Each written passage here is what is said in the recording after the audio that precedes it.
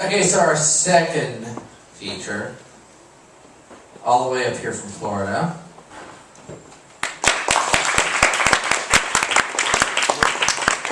Who has come from a basically warm place to an essentially cold place.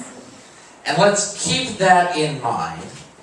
Bearing 7 copies of her first book, The Big-Eyed Afraid. There are about 20 of you. She has 7 copies. Don't disappoint me. Is Erica Dawson. So Erica not only has her first book, which won the Heck Prize, and I believe, actually Kennedy once said you were the most exciting or most sort of wonderful person of our generation, so you better not use that line for another 20 years. Erica is one of those poets where, both on the page and in person, there is an actual, obvious, tangible element of charisma there. And that you're just sort of drawn into those pieces, just as it were, without really necessarily being able to say why. I mean, on reflection you can. I mean, there's a lot going on craft-wise, there's a lot in terms of theme, in terms of subject matter. But she's just really one of those people that's just kind of, as soon as you come across her work, more or less impossible to ignore. Buy her first book now, if you haven't already. I have. As of January, she will have a second book out from Measure Press called Small Blades Hurt. Whoop, okay, got it right. So, you know, you've saved all your money on Black Friday, so, you know, there's like $200 you spent like on the rototiller that would have been $400. Got plenty of money for a $15 book. Welcome to the stage, Erica Dawson.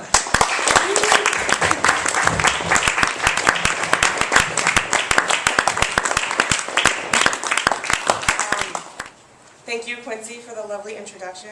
Long distance, thank you to Wendy for the kind invitation that allows me to hang out with you guys and not go to work tomorrow, so that's cool. And thank you to all of my new and old friends who have come out tonight, and my mama, who took the train up with me. So yay. Can you hear me okay? I'm pretty loud without, okay. So, you mentioned sonnets. I'm going to read 7 of them at the end. So, yay. I'm going to read, most of the poems are going to come from the book that comes out in January, and then the last one is from Big-Eyed Afraid. So, I'm just going to jump right in with my very first attempt at haiku. In every direction, 5 minutes from nothing. Pixis's needle, sky blindly hysterical. I can't find true north.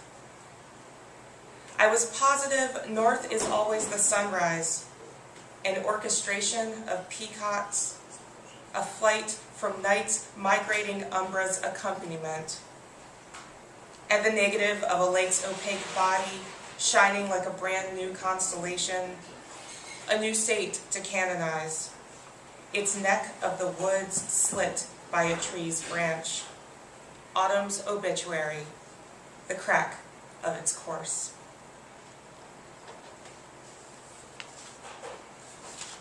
About 4 years ago now, I took a trip to Archer City, Texas for a little artist retreat weekend, and that's where Larry McMurtry lived, or lives. The Last Picture Show, hopefully you've seen the movie.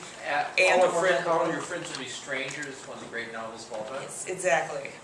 So it was actually pretty great. I got to go to his house and read his books, and he had a lot of weird, like, Tarzan, like, porn. It was really bizarre.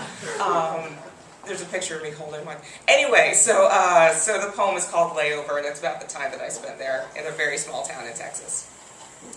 Layover. I've half a mind to make a move. I stayed in Archer City where I made Larry McMurtry proud by downing 1 too many shots of ice-cold vodka, tumbler-sized.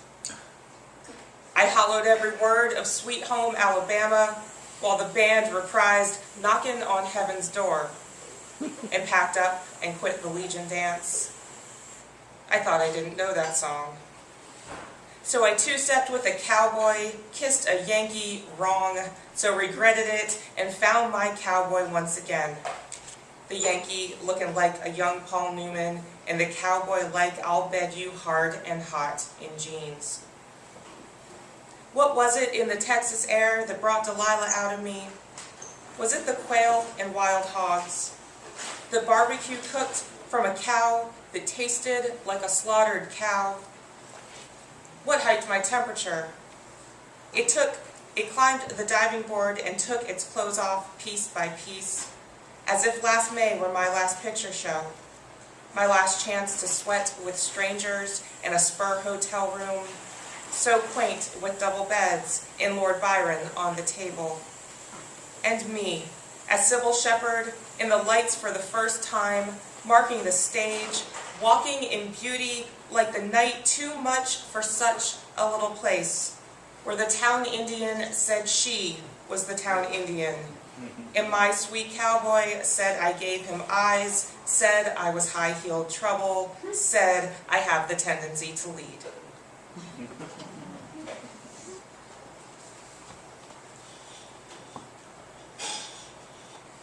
Credo.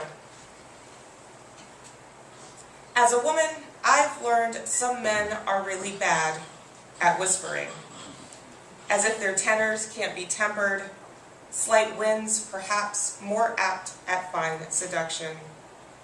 Still, I say give me their manly lows, the broader pitch of O's, pharynx tremors, and hard G's.